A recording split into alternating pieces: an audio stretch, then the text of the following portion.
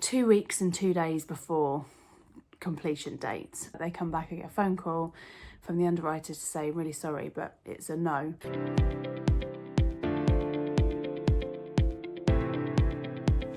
Hi everyone, welcome back to our 12 days of case studies.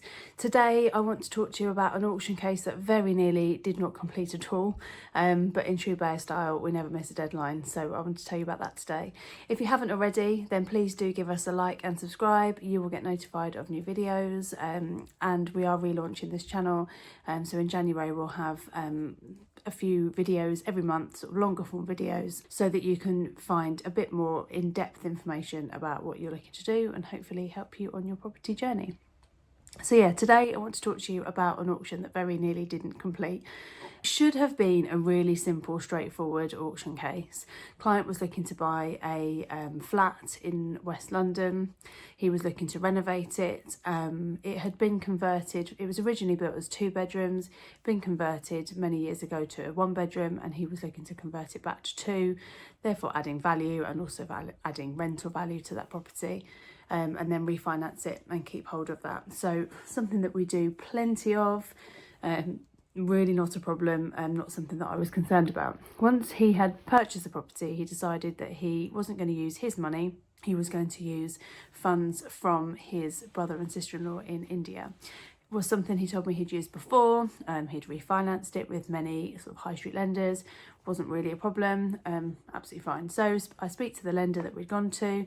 He was looking to really maximise his day one loan. So it was a lender that I'd gone to specifically for that purpose. He was getting 80% net day one, which is good leverage when you've got a small refurbishment to do. So I spoke to the lender, explained the situation. They referred it to a couple of people more further higher up within the credit team. And the general consensus is that it was something that they should be able to get comfortable with. Obviously, there is no guarantee with these things. We're very aware that there is no guarantee with these things, but the client had done it many times before. It's a lender that we've used many times before. They work with foreign investors, non-UK nationals, expats, so they're very comfortable with that sort of scenario. So I didn't feel that it would be a problem. So we gather all the information together, we get the valuation carried out. Once the full pack's there ready, everything goes to the credit team. They've got a specific team that look after like AML issues and deposit sources. It goes into there. It's a couple of days delay, so 2 days later they come back and get a phone call from the underwriter to say, really sorry, but it's a no. So this was 2 weeks and 2 days before completion date. Yes, we've had a valuation carried out and legals have started, but other than that, we're not really any further forward than we were 3 or 4 weeks ago.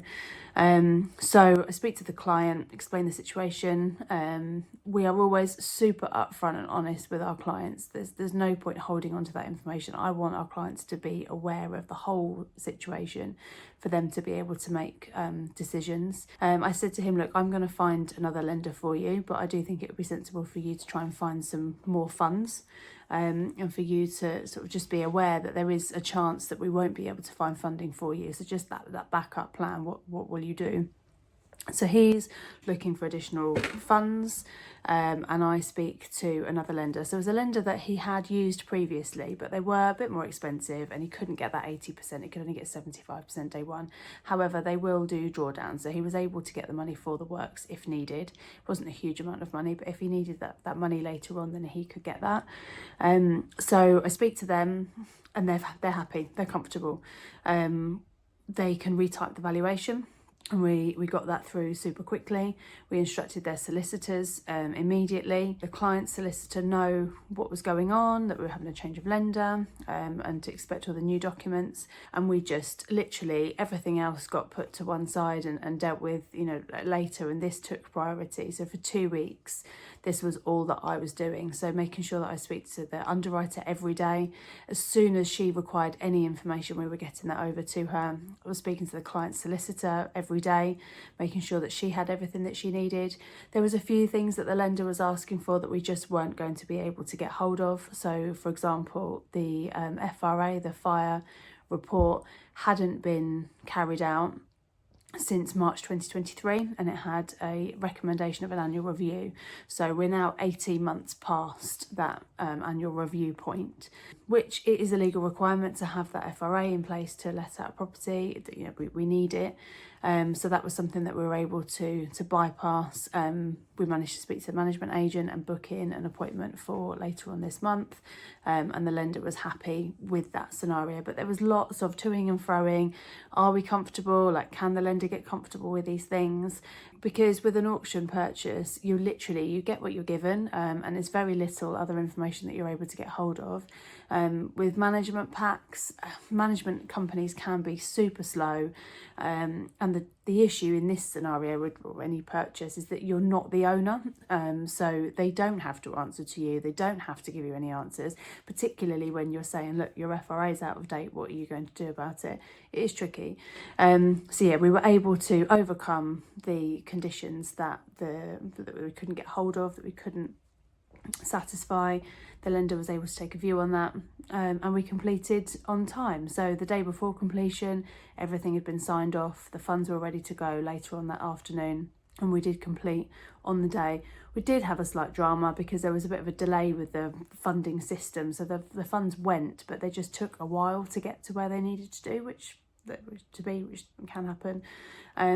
There was a 2 p.m. cut off for the auction house. The funds were ready at like 2:30, and the auction house solicitor was trying to, the vendor solicitor was trying to serve notice to complete, to add some extra fees onto the client's bill, but his solicitor was able to negotiate and take that off and complete on the day. So it was all good news all around.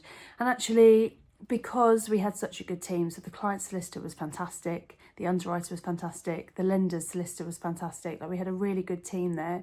I didn't feel like it wasn't going to happen, you know, like sometimes you can get really panicky that you think at some point someone's going to say, actually I'm not comfortable with that, or we haven't got time. But I never felt like that with this. I think it really goes to show that when you've got a good team of people that you believe and you trust, that you do genuinely believe that it will happen, and it did happen. So yeah, I'm really looking forward to working with this client again.